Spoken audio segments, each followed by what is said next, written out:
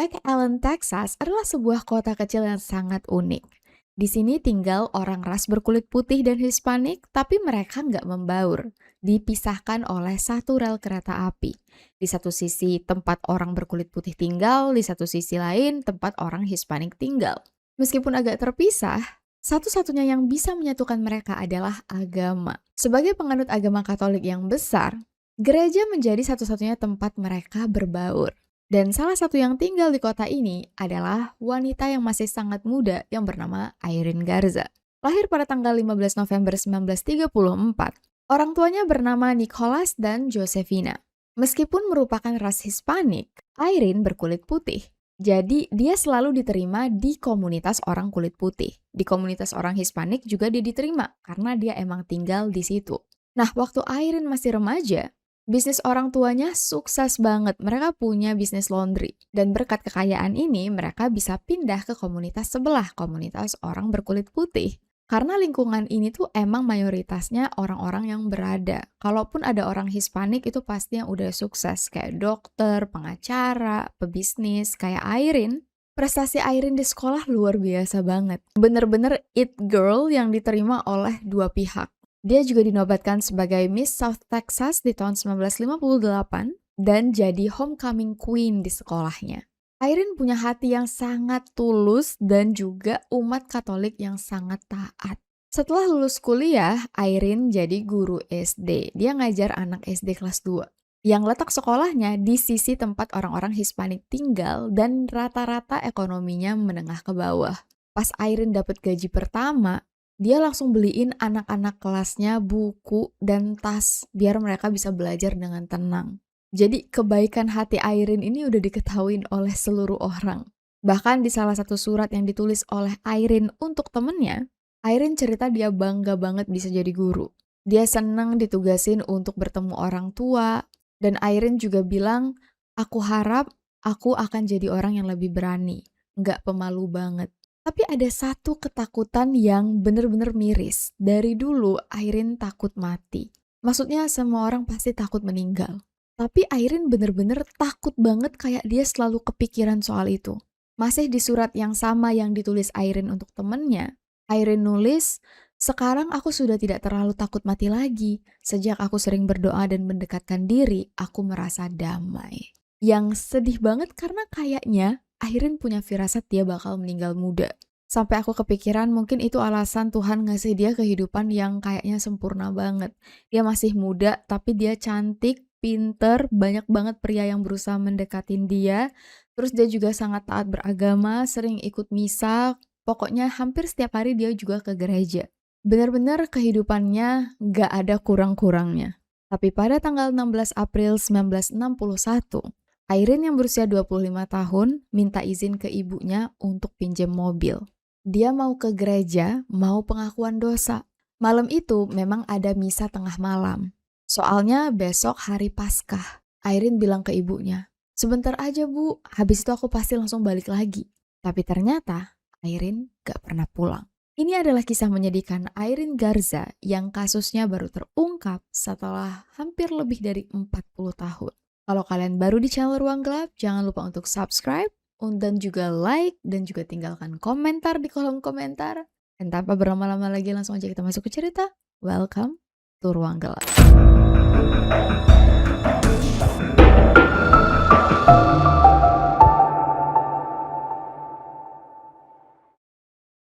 Di malam yang seharusnya syahdu, Nicholas Garza sibuk mengetok pintu satu persatu tetangga sekitarnya. Permisi, ada yang lihat Irene nggak ya? Tahu nggak Irene tadi kemana? Katanya tadi dia ke gereja, tapi sampai sekarang belum pulang juga. Nicholas udah mencoba langsung untuk ngecek ke gereja, tapi semua orang sudah pulang. Misa tengah malam udah lama selesai. Pukul menunjukkan jam 3 subuh, tapi Irene nggak kunjung pulang. Yang bikin Nicholas panik, mobil yang dipinjam oleh Irene terparkir di satu jalan sebelum gereja, yang menunjukkan Irene sebenarnya parkir di situ, jalan kaki ke gereja. Tapi sekarang Irene di mana? Berarti Irene antara belum pulang atau dia nebeng orang untuk pulang. Tapi kalau nebeng, kenapa? Padahal dia kan bawa mobil. Jadi Nicholas nanya ke semua orang, lihat nggak Irene pulang, nebeng siapa? Tetangga dan orang sekitar nyuruh Nicholas untuk nggak panik. Tenang aja Pak, ini kan kota kita semua kita kenal ya. Pasti ada kesalahpahaman, entah Airin lupa ngabarin, atau ya memang ada sesuatu yang Airin sampai nggak bisa pulang dulu gitu. Bahkan ada yang bilang mungkin Airin lagi pacaran terus lupa waktu deh. Pokoknya tenang aja Pak, anak kamu orang baik-baik, pasti nggak ada yang terjadi. Terakhir juga ke gereja, udah pasti aman. Bapak pulang aja tidur, besok pagi pasti Airin udah nyampe rumah. Nicholas bingung, hatinya nggak enak tapi dia juga nggak enak untuk menuduh ada orang yang jahat ke anaknya. Dan juga Airin kan terakhir ke gereja ya.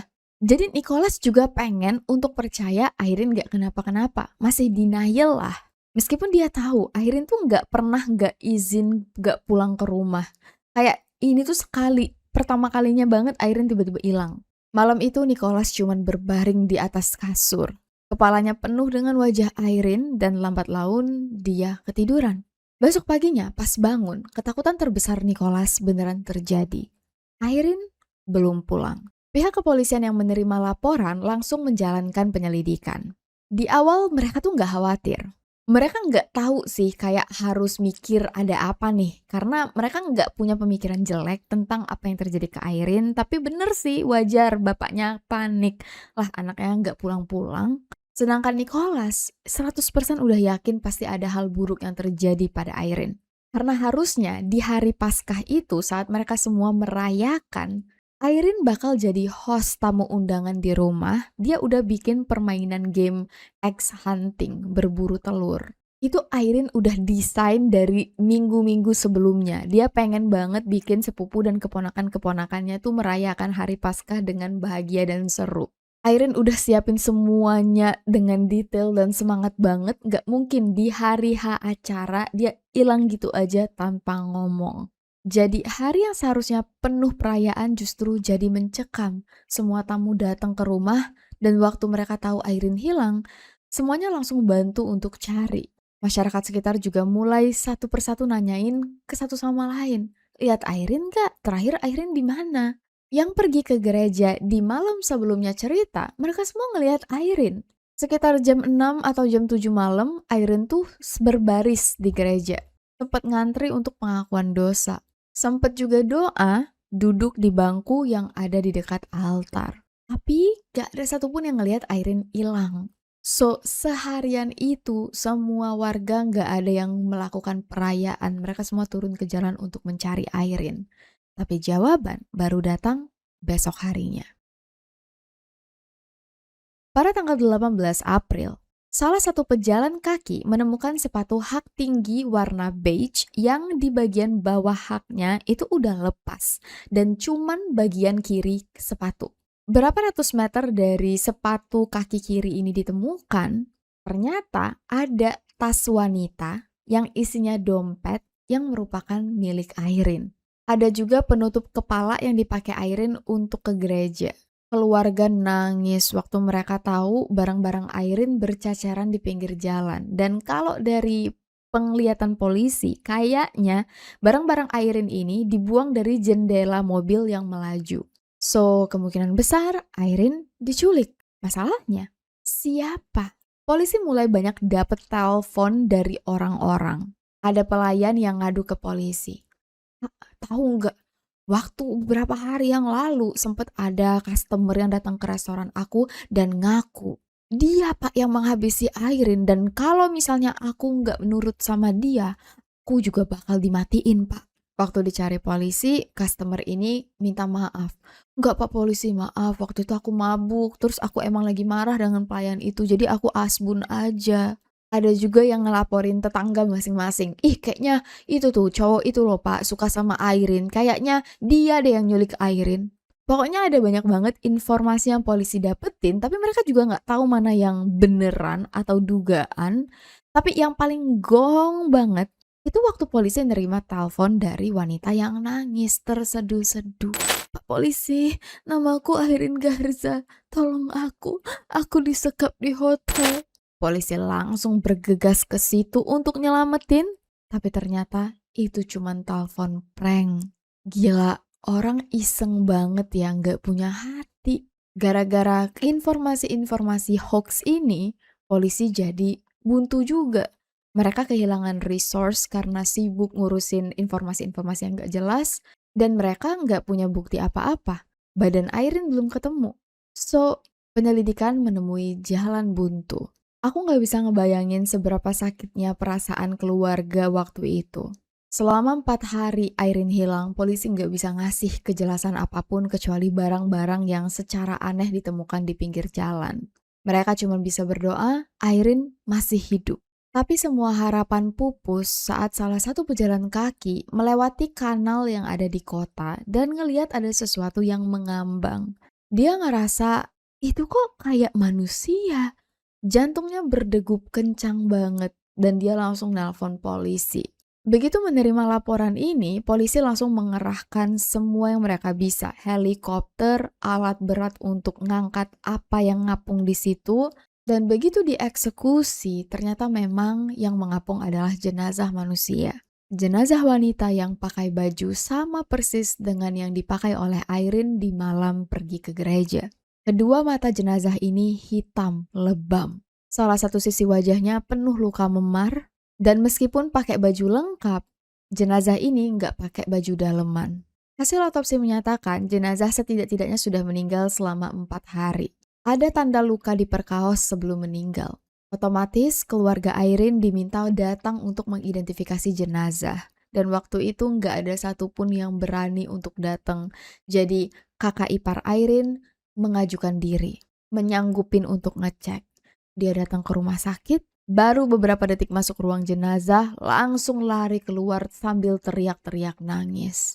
Jenazah itu dia konfirmasi sebagai Irene. Dari barang bukti yang ditemukan dari pemeriksaan postmortem, pemeriksa medis meyakini Irene meninggal karena mati lemas. Bukti kayak darah, air mani, atau rambut pelaku yang mungkin masih melekat di badan Irene itu semuanya nggak ditemukan karena ya udah kecuci bersih di air kanal. Lebih dari 50 orang dari saksi-saksi ini juga dibawa untuk melakukan tes poligraf atau tes kebohongan. Karena zaman dulu tes ini tuh bisa jadi alat bukti yang kuat di pengadilan. Sedangkan kalau sekarang udah nggak dianggap sebagai alat bukti lagi ya, karena diketahui alat ini bisa dimanipulasi. Polisi juga menawarkan hadiah jutaan untuk orang yang mau ngasih informasi. Tapi semuanya menemui jalan buntu. Dan karena mereka ini kota kecil yang orangnya itu-itu aja, satu persatu orang mulai saling tuduh satu sama lain ya. Orang-orang yang awalnya kayak nggak terlalu ngunci pintu rumah, itu langsung ngunci pintu rumah. Mereka nggak percaya satu sama lain. Karena ada banyak banget rumor bahwa pelakunya ini orang besar. Tersebar rumor katanya ada satu orang politikus yang pernah sempat ngaku dia yang menghabisi Irene. Ada juga yang menceritakan rumor bahwa ada penyusup yang datang ke kota itu untuk menyerang Irene. Banyak yang bilang ini pasti kerjaan salah satu pria yang ditolak oleh Irene. Hampir setiap hari berita Irene update dan jadi halaman pertama. Tapi dari semua rumor yang ditulis di koran, ada satu rumor yang gak pernah ditulis. Rumor bahwa sebenarnya pelakunya adalah pastor. Saat kanal tempat jenazah Irene ditemukan dikuras, ditelusuri sampai puluhan meter, polisi menemukan jejak kaki mencurigakan. Meskipun udah samar-samar, tapi ada sesuatu yang nyangkut di jejak kaki ini. Sehelai rambut. Yang waktu dites, ternyata rambut Irene. Ini jadi satu-satunya bukti pertama polisi. Kemungkinan ini jejak kaki pelaku. Gak jauh dari jejak kaki, polisi juga melihat ada semacam bekas tanah yang habis digeret. Kalau menurut mereka, ini bukti Irene digeret masuk ke dalam kanal. Yang berarti kemungkinan besar pelakunya cuma satu orang. Karena kalau lebih dari satu orang, harusnya Irene diangkat. Dan setelah air kanal udah habis tuh dikuras, mereka nemuin ada satu slide viewer. Ini tuh alat yang dipakai orang untuk layar proyektor zaman dulu. Kayak gini nih bentuknya. Masih ada kabel. Dan menurut polisi jangan-jangan ini milik pelakunya. Karena kayak aneh aja kok bisa ada alat ini di dalam kanal. Langsung tuh dijadiin barang bukti. Beberapa hari kemudian polisi dapat surat dari seseorang yang mengaku adalah pemilik slide viewer tadi. Seorang pria bernama John Fight. So, siapakah John Fight? John adalah pastor berusia 27 tahun yang waktu itu baru menyelesaikan pendidikan sebagai pastor. Di malam Irene menghilang, John menjadi pastor datangan atau tambahan yang diundang untuk ikut misa di gereja tempat Irene terakhir datang dan terlihat. Sebelum lanjut cerita, aku mau jelasin 3 hal yang sempat bikin aku bingung selama riset kasus ini. So, di gereja ada yang namanya sanctuary, yaitu ruang ibadah tempat pengakuan dosa. Di sebelah gereja ada pastoran, semacam rumah dinas untuk pastor yang bertugas di gereja itu. Lalu ada monastery, kompleks kediaman komunitas biarawan. Biarawan beda dengan pastor. Biarawan hidup sederhana, tertutup dalam komunitas. Mereka sama kayak biarawati, tapi yang suster ya, tapi ini untuk pria. Sedangkan pastor itu imam yang hidup di tengah masyarakat. Ini aku cuma menjelaskan karena sebagai muslim aku juga kayak agak bingung dengan kronologi ceritanya pas aku nggak tahu bedanya apa. Kalau penjelasan aku kurang tepat, aku mohon maaf, tapi aku udah double check. Jadi mudah-mudahan benar. Oke, balik ke cerita. Sebenarnya dari awal banget polisi mewawancarai orang-orang yang ada di gereja, mereka semua kan cerita, mereka ngelihat Irene, tapi mereka nggak ngelihat Irene pulang. Polisi tuh udah sering banget dengar nama John Fight, pastor datangan. Tapi nggak pernah naruh kecurigaan ke pastor yang ada di gereja. Soalnya yang mereka curigain ya umat yang waktu itu datang. Nah, saking penasarannya, polisi tuh melakukan reka adegan. Semua yang datang untuk misa atau yang datang ke gereja di malam itu semuanya disuruh datang lagi ke gereja untuk reka adegan tadi. Siapa di depan siapa, pas baris, bener-bener sedetail itu. Tapi yang nggak datang waktu itu adalah Pastor O'Brien dan Pastor John Fight. Karena ya mereka ada urusan lain dan mereka bukan termasuk dalam tersangka. Sekarang John tiba-tiba nulis surat bahwa, oh itu slide viewer aku Pak Polisi. Ya otomatis polisi sekarang punya alasan untuk memanggil John untuk jadi saksi. Kenapa? Barang kamu bisa ada di TKP. So, John cerita ke pihak kepolisian. Sebenarnya malam itu dia menerima pengakuan dosa dari Irene, tapi Irene minta secara spesifik untuk dibawa ke pastoran. Iya, pengakuan dosanya di rumah dinas gereja, bukan di gerejanya. Dan letaknya tuh deketan dengan gereja, kayak sebelahan. Cerita John dari awal tuh nggak konsisten. Awalnya dia bilang dia mendengar pengakuan Irene di dalam sanctuary, tempat yang seharusnya di gereja. Tapi habis itu karena memang pastor lain juga nggak ngelihat John Fight dan Irene, makanya dia jadi ubah cerita. Oh iya, sebenarnya aku di pastoran sih, tapi aku nggak berani ngomong karena aku tahu itu menyalahi aturan, tapi Irene-nya sendiri yang minta karena dia takut kalau ketahuan nanti dia dijudge oleh orang lain. Pokoknya katanya Irene takut lah ada yang curi-curi denger. Waktu polisi nanya, Irene ada cerita sesuatu yang aneh nggak? John Fight bilang dia nggak bisa menceritakan itu karena itu udah antara dia dan Tuhan. Jadi yang jelas John Fight bilang ya apapun yang Irene ceritain ke situ ke dia waktu malam itu nggak boleh diceritain ke orang-orang. Tapi John emang ngerasa bersalah karena mungkin katanya dia tuh ada salah ngomong ke Irene. Sesuatu yang mungkin terlalu keras, kayak terlalu menegur. Dan dia sempat ngerasa bersalah waktu tahu Irene hilang karena kepikiran, apa Irene hilang gara-gara sedih ya karena dia marahin. Keluarga Irene minta ketemu dengan John. Pengen tahu detik-detik terakhir Irene sebelum hilang tuh apa. Mungkin ada rahasia atau ada clue di situ. John nemuin dan dia jelasin lah bahwa sebenarnya nggak ada yang aneh-aneh. Cuman dia ngerasa bersalah aja. Jangan-jangan Irene hilang gara-gara dia. Semalaman penuh dia keliling kota bawa mobil. Karena dia ngerasa harus menenangkan pikirannya yang juga ngerasa bersalah itu. Nah, polisi yang mengepalai investigasi ini yang langsung mewawancarain John nanya, terus gimana setelah Irene pengakuan dosa? Dijawab, ya Irene pulang kayak sekitar jam 7.15 atau 7.20 gitu. Irene bener-bener keluar dan aku nggak tahu itu terakhir kali aku juga ngeliat Irene. Karena nggak ada orang lain yang ngelihat Irene pulang, bisa dipastikan John adalah orang terakhir yang melihat Irene masih hidup. Polisi tentunya curiga banget, tapi mereka nggak bisa asal tuduh. Ini pastor soalnya. John juga nggak tahu kenapa slide viewer dia bisa ada di dalam kanal. Karena emang udah berhari-hari hilang, tapi dia juga nggak tahu hilangnya di mana dan nggak tahu deh pokoknya intinya dia juga bingung. Makanya dia nulis surat ke polisi soal itu. Polisi sadar satu hal lagi. John itu pakai kacamata yang baru. Jadi dari dulu John selalu pakai kacamata tuh yang frame-nya kayak setengah. Nah, kali itu John datang pakai kacamata frame baru.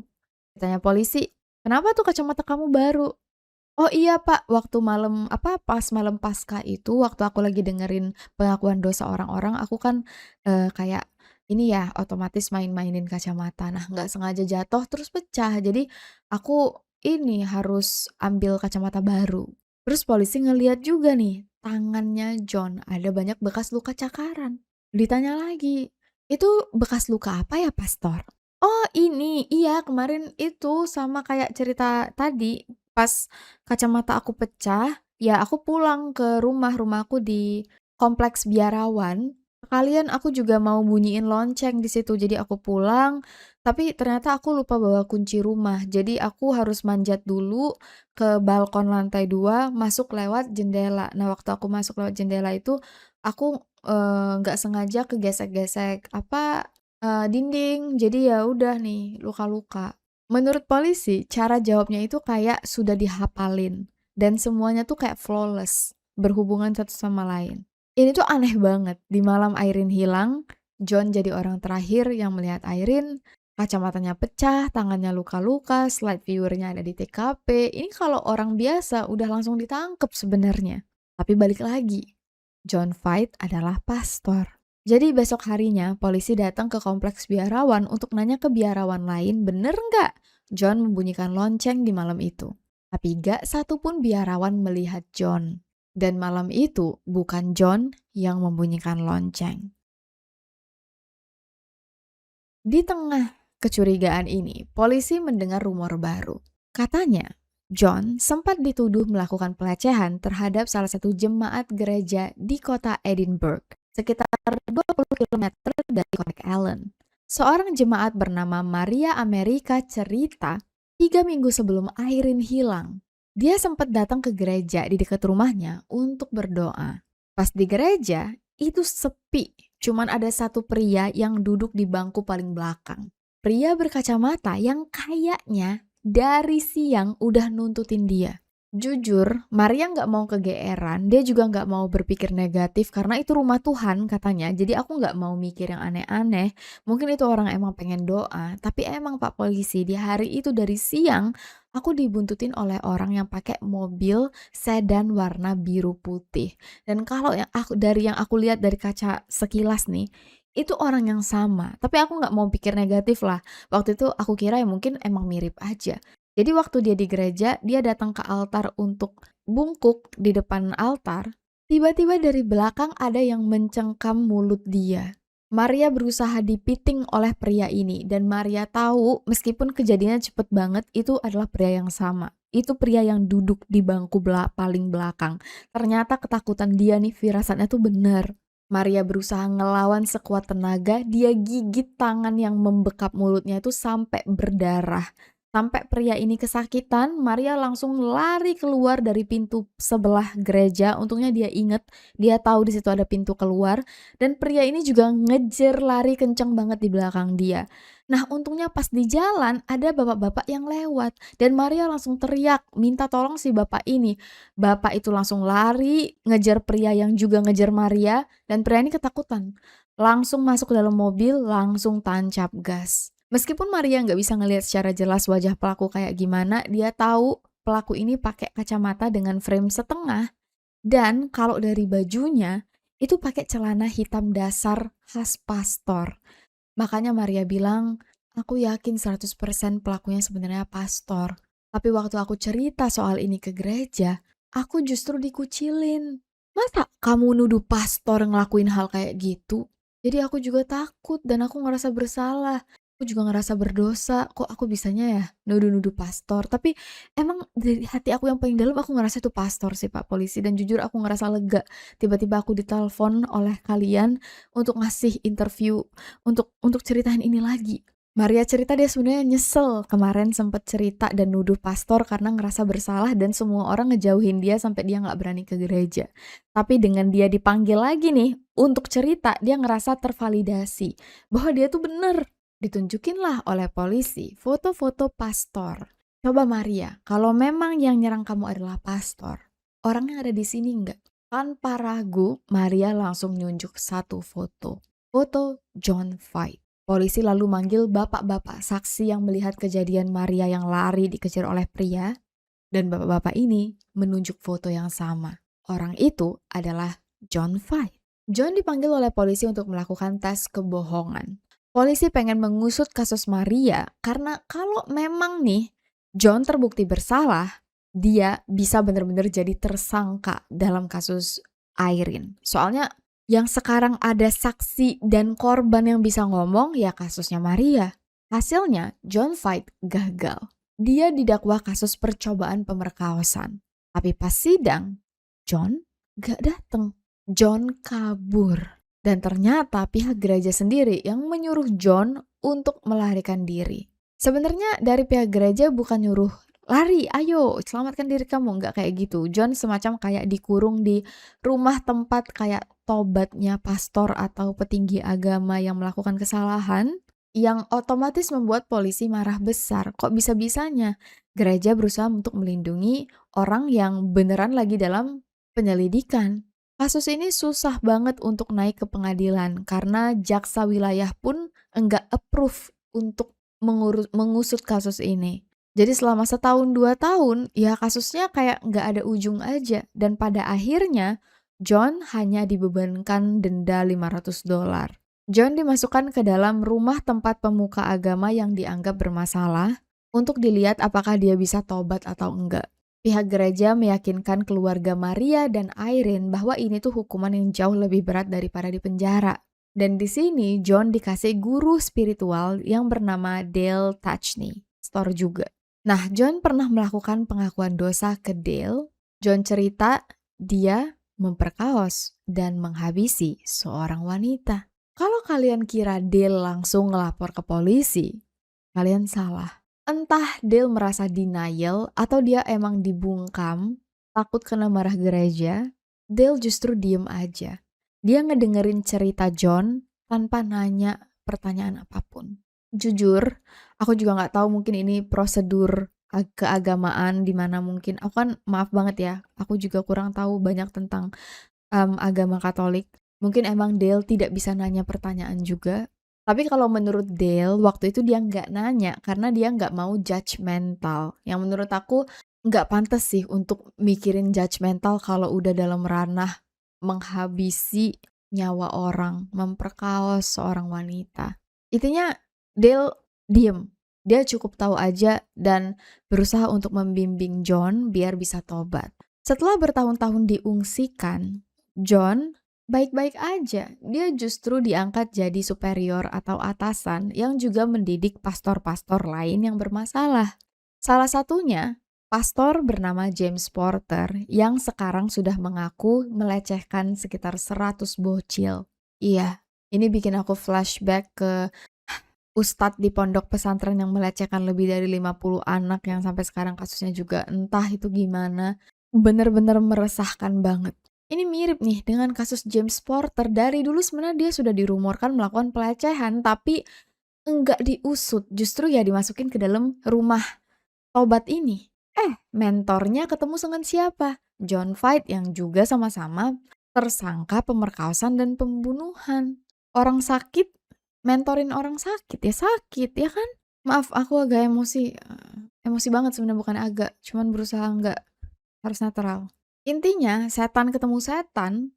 Meskipun John tahu bahwa James melecehkan bocil, John tetap kasih James izin ketemu dengan bocil-bocil yang di gereja. Bayangin. Wajar kan kalau yang awalnya cuma rumor 1, 2, 3, nih korbannya sampai 100 karena diizinkan, dikasih kesempatan untuk melakukan. John kemudian berhenti jadi pastor. Dia nikah, punya 3 anak, hidup normal kayak manusia biasa. Bebas.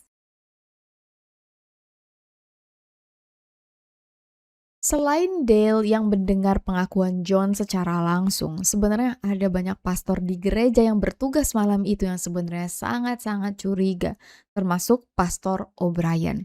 Ini imam besar gereja. Mereka nggak lihat John pas Irene datang. Mereka tahu persis di awal John akhirnya datang ke gereja, itu tangannya bersih, tapi pas udah di akhir malam kayak tiba-tiba John hilang, terus balik lagi ke gereja, itu tangannya tiba-tiba penuh cakaran. Tapi para pastor nggak ada yang mau negative thinking, mereka ngerasa bersalah. Jadi mereka diem aja, nggak mau nuduh orang.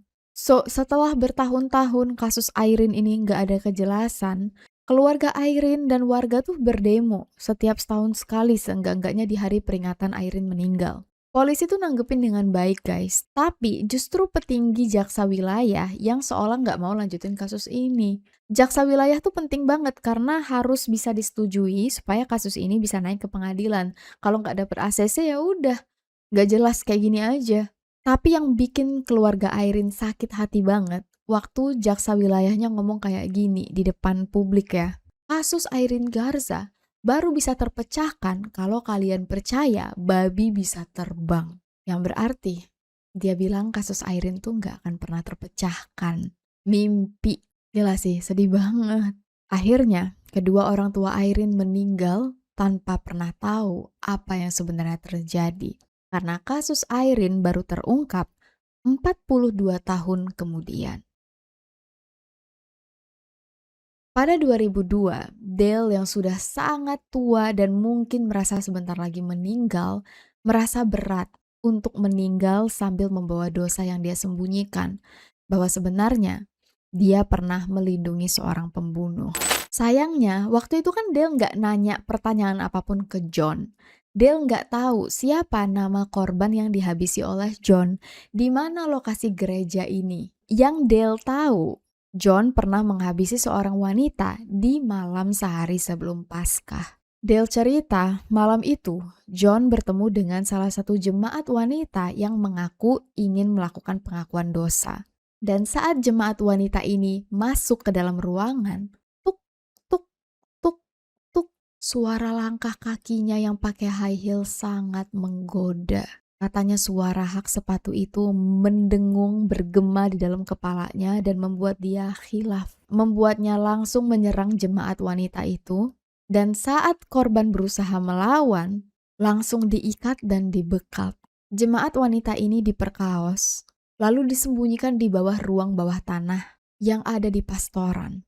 Sedangkan si pastor balik ke gereja untuk melayani umat. Sepulang dari gereja, jemaat wanita ini dimasukkan ke dalam bathtub, ditinggalkan gitu aja sampai meninggal. Besoknya, si pastor keliling mencari tempat untuk membuang jenazah. Ketemulah kanal. Dale menceritakan semua ini ke polisi. Dan polisi yang menerima laporan enggak kaget. Ternyata guys, aku nggak tahu kalau di Indonesia, tapi di Amerika, polisi tuh sering banget menerima pengakuan kejahatan dari orang-orang yang sebenarnya bohong. Entah apa motifnya. Jadi waktu polisi dengar cerita ini dari bapak-bapak tua yang udah jadi kakek-kakek, udah umur 80-an, dia cuman nulis aja di catatan, kayak setengah percaya nggak percaya. Setelah Dale selesai cerita, pulang, barulah polisi nyari. Kasus apa ya kira-kira ini? Soalnya nggak ada nama korban. Waktu dicari oleh polisi, nggak ketemu, nggak ada. Wah, nggak ada kasus ini. Ngayal bapak ini mungkin. Jadi catatan tadi cuma dia simpen dan dia nggak pernah cerita ke orang. Kalian pasti bingung, kok bisa nih nggak ada catatannya? Kok bisa polisi ini nggak tahu kasus tentang Irene? Udah kan setelah Dale cerita, tutup telepon, polisi nyari. Kira-kira ini kasus apa? Tapi ternyata nggak ketemu. Dan database-nya beda-beda. Ya database polisi itu untuk kota itu aja. Udah tuh kan dilupain aja pengakuan Dale tadi. Tapi kayaknya memang Tuhan pengen mengungkap kekejian John. Suatu hari, polisi yang menyelidiki kasus Irene nih, dia tiba-tiba kedapatan untuk buka kasus-kasus cold case, datang nemuin polisi yang nerima telepon dari Dale. Polisi dari kota McAllen dengan polisi dari kota yang lain ini baru pertama kali ketemu, tapi nggak tahu kenapa pas mereka cerita, itu kayak nyambung aja ngobrol. Nggak tahu kenapa, tiba-tiba polisi yang menyelidiki kasus Irene, cerita aja nih, nyebut nama Irene. Ya nih, aku salah satu kasus yang lagi aku selidikin tentang Irene Garza, wanita yang hilang di malam Paskah dan terakhir kali itu ada di gereja. Si polisi yang terima telepon dari Dale tiba-tiba kayak ngeh. Pengakuan Dale cocok banget dengan cerita Irene. mulai heboh lagi kasusnya. Di hampir saat yang bersamaan ya. Nah, setelah dapat kesaksian dari Dale, polisi mendatangi Pastor O'Brien, imam besar yang mengepalai gereja di hari Irene menghilang. Malam itu Pastor O'Brien juga bertugas di gereja bareng John. Dan kalau dulu ditanya, O'Brien tuh nggak pernah ngomong apa-apa ya. Pastor ini selalu bilang dia nggak tahu apa-apa. Tapi mungkin setelah didesak oleh polisi dan dibilang bahwa udah ada saksi, mentor John waktu di tempat rumah tobat juga sudah mengaku, akhirnya Pastor O'Brien jujur bahwa dia sebenarnya dari dulu juga udah curiga tapi nggak pernah punya bukti. Sebenarnya di malam Irene meninggal, hilang, nah di hari itu besoknya Pastor O'Brien buntutin John. Tapi sayangnya dia habis itu kehilangan John di jalan. Ya, kayak dari dulu dia emang udah berandai-andai punya kecurigaan itu tapi nggak pernah tahu juga dia harus ngapain dan nggak berani menuduh. Dia nggak tahu kecurigaannya bener atau enggak kan. Tapi kalau dari kacamata, dari bekas luka, dari gelagat John, terus sekarang tahu bahwa Dale juga udah ngaku, ya kayaknya emang bener pelakunya adalah John. Dale saking ngerasa bersalah dia tuh ngedatengin keluarga Irene, dan waktu itu yang masih hidup kalau nggak salah satu sepupu Irene, keluarga Irene semuanya hampir rata-rata kalau yang inti udah meninggal. Dale minta maaf karena dia nggak ngaku dari awal. Sesampai ngerasa bersalah itu. Jadi keluarga Irene mendesak polisi, tolong banget nih, kita udah punya saksi sekarang. Ayo, keadilan untuk Irene. Meskipun Irene nggak bisa bangkit lagi, orang tuanya juga nggak tahu apa yang terjadi dengan Irene. Udah, yang penting kita selesain. Kita harus bawa ini seadil-adilnya ke meja pengadilan. Balik lagi ke jaksa wilayah tadi. Masih orang yang berhubungan lah ya. Jaksa wilayah tuh diprotes oleh warga sekitar. Mereka nggak pengen gereja ikut campur. Ya ini kan bukan attack. Ini mereka bukan menyerang agamanya, tapi menyerang orang yang dengan jahatnya menggunakan agama sebagai salah satu modus untuk melakukan kejahatan. Karena diprotes warga dan takut digulingkan, jaksa wilayah akhirnya setuju. Tapi mereka nggak adil guys. Mereka cuma manggil orang-orang yang sama dengan dokumen zaman dulu. Mereka nggak mau manggil Dale maupun Pastor O'Brien. Waktu itu Dale udah nggak jadi pastor lagi, jadi aku nggak sebut pastor ya, aku sebut nama aja. Yang menurut pihak kepolisian ya sama aja kalau orang-orang yang dipanggil orang-orang dulu, orang-orangnya gereja yang nutup-nutupin. Keputusan ini bikin warga dan juga keluarga Irene marah besar, dan untungnya di tahun 2014 itu ada salah satu kandidat baru jaksa wilayah bernama Ricardo Rodriguez yang berkampanye. Kalau dia jadi jaksa wilayah nih, dia diangkat, dia janji dia akan mengutus tuntas mengurusin kasus Irene Garza sampai selesai, nggak ada yang ditutup-tutupin, gereja nggak boleh ikut campur tangan. Dan karena kampanyenya ini, dia terpilih. Sesuai janji, begitu dia diangkat, agenda pertamanya adalah membawa kasus Irene ke pengadilan.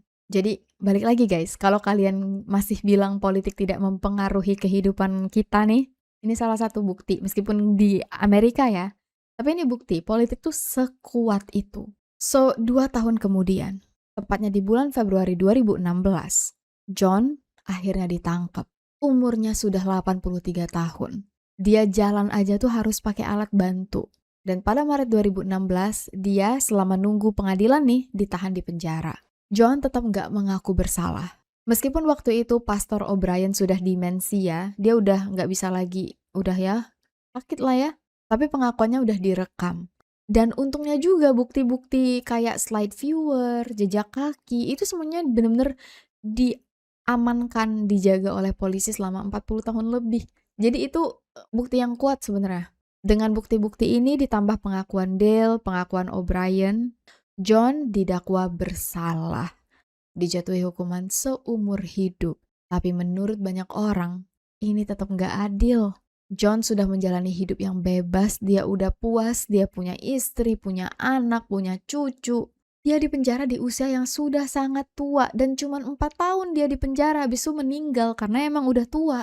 Kasus Irene akhirnya menemui kejelasan. Tapi seenggak-enggaknya bagi keluarga yang masih tersisa, akhirnya mereka mendapatkan jawaban dan closure tentang apa yang terjadi pada Irene.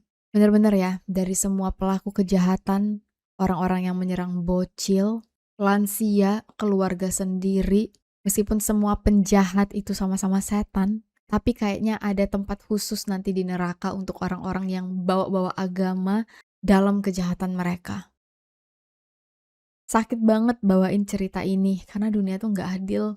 Dan aku harap juga nih kasus tentang santri yang dilecehkan 50 orang lebih juga cepet dapet perlindungan dan juga keadilan.